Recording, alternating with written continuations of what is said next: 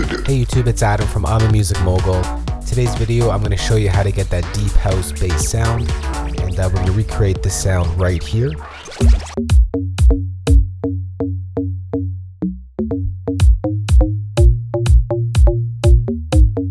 It's pretty much that classic bass pluck sound that you hear, and a lot of deep house tracks been getting many requests for this, so here it is.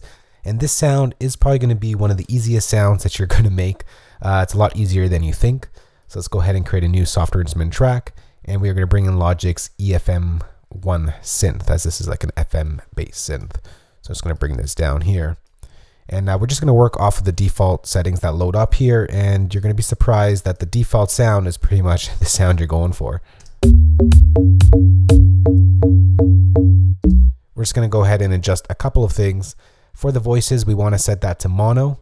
And if you're going to be gliding between the notes, I'm not really gliding here in my MIDI, but if they're going to overlap the notes, you're going to want to just push this up a little bit to about 60 milliseconds, or depending how much glide you want. And pretty much you just want to adjust the modulation envelope right here and the actual envelope right here. So for our decay, we're just going to push it up a little bit. The sustain, we're going to push this pretty much all the way down. And we want it to drag out a little bit for this. Pull that out. And then for our envelope down here, what we're going to do is we're going to push up the decay. We are going to lower the sustain to about there, and the release as well. We're going to kind of line it up like that.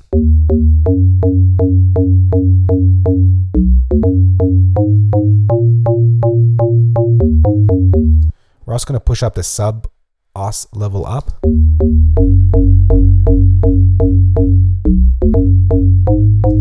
Now, if that's too much bass for you, you can take it out, or we're going to kind of EQ it out a little bit right now as well. So that's the sound that we have so far.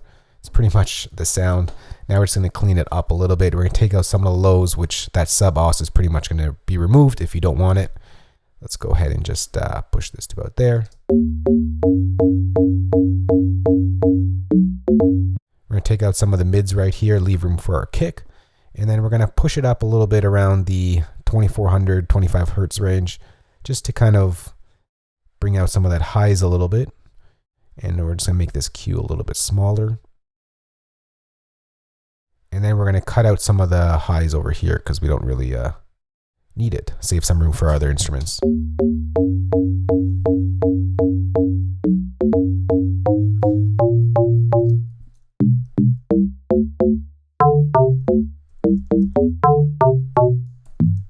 As you can see, this instrument works well across the octaves. So there's your low octaves, and those are your high octaves.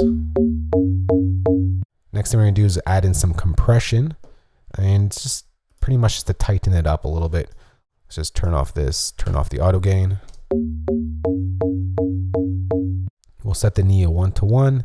The attack, we want a fairly slow attack in the release as well.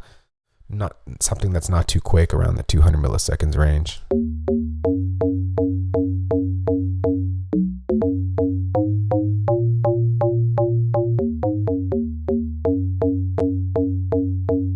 So something like that, it's very subtle difference, but it does tighten it up a little bit once it's in the mix, once you put it in the mix.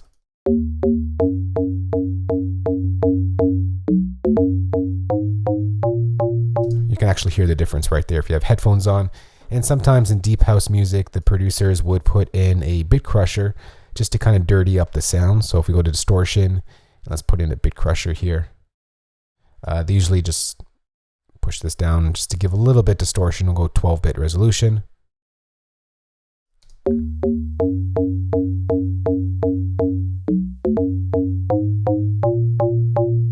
And you could play with the mix.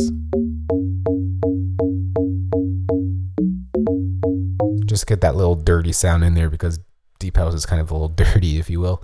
And then you can bring in your instruments, and you got yourself a deep house track, or at least the bass part of it. Why is this not soloing out?